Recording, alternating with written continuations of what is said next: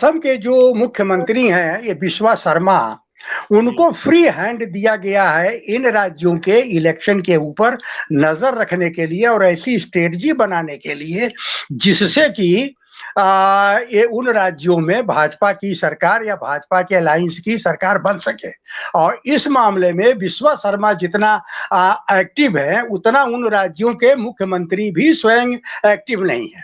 और पता नहीं क्या अच्छा या बुरा ये संयोग है कि विश्वा साहब का इस मामले में प्रेस्टीज इतना ज्यादा है कि वहां का नेतृत्व उनको काफी ध्यान दे रहा है, कैंडिडेट भी उनको ध्यान दे रहे हैं और उसका असर भाजपा को अपना जड़ को और पकड़ को मजबूत बनाने में एक बड़ी भूमिका होगी। इस बात को भी ध्यान में रखा जाना चाहिए। इन्हीं शब्दों के साथ एक और जानकारी दे दूं, संभवतः 14 तारीख को प्रधानमंत्री का कार्यक्रम है त्रिपुरा में।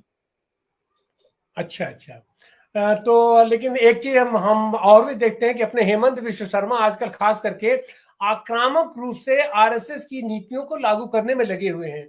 और ये खास करके बाल विवाह वाला जो उन्होंने अपना मुद्दा इशू उठाया है, उससे एक समुदाय विशेष बहुत ज्यादा आक्रांत और भयभीत हो गया है। और अभी अपने रविशंकर जी बता रहे थे कि वो जो चर्च सर्वे वाला वो मामला आया है, तो वो कहीं ना कहीं से अल्पसंख्यकों के लिए वो उनके बीच एक बहुत ही असुरक्षा का भाव और एक आक्रांता के रूप में ये वहां देखे जा रहे हैं। तो ऐसी हालत में आप इस पूरी प्रक्रिया को कैसे देखते हैं रणधीर सिंह सुमन जी? देखिए, चुनाव कई बात चल रही है, हम लोग चुनाव पर केंद्रित रहे।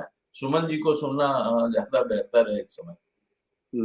नागालैंड और मेघालय में, जैसा अभी मिश्रा जी भी कह रहे थे और अभी मैं भी ये बात कहने वाला ही था कि ये जो छोटे राज्य हैं उसमें वही सरकार किसी की भी बने, लेकिन दिल्ली में जिसकी सरकार है उसी के साथ घूम फिर के सारे वहां की सरकारें चली जाती हैं। तो उनके चुनाव का या किस पार्टी की सरकार बनी ये ज्यादा महत्वपूर्ण नहीं है। और जैसे शेष भारत के मुद्दों का प्रभाव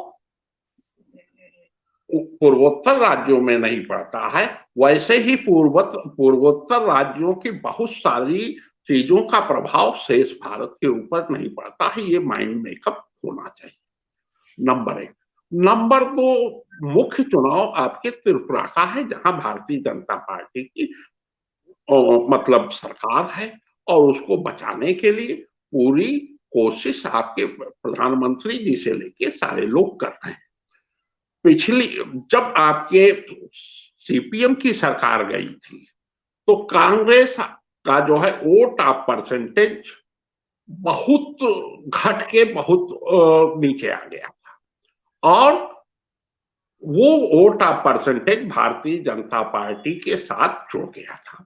और बीजेपी जो जहां त्रिपुरा में नहीं थी वहां बीजेपी आपके सरकार बनाने की पोजीशन में आ गई थी।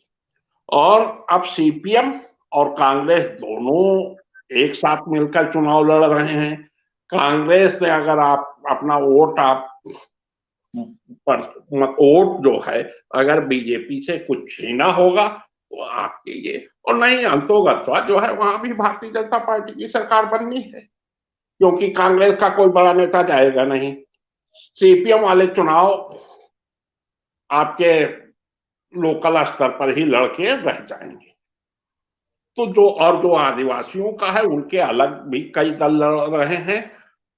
इतना प्रभाव आपके कांग्रेस का और सीपीएम का है, ये महत्वपूर्ण है। और अगर आपके कांग्रेस भारतीय जनता पार्टी से अपने वोट बैंक को वापस ले पाती है, जितना वापस लेगी यही एक मुख्य मुद्दा है कि कांग्रेस ने जो अपना वोट बैंक ट्रांसफर कर दिया था भारतीय जनता पार्टी को सीपीएम की सरकार को हटाने के लिए, और जितना वो वापस ले लेंगे उसी के ऊपर ये पूरा चुनाव निर्भर है। अगर वोट बैंक कांग्रेस का वापस लौटता है जो सीपीएम के साथ जुड़ता है तो आपकी बीजेपी कब जा सकती है, अन्यथा बीजेपी वहां भी सरकार बनाने जा रही है। धन्यवाद।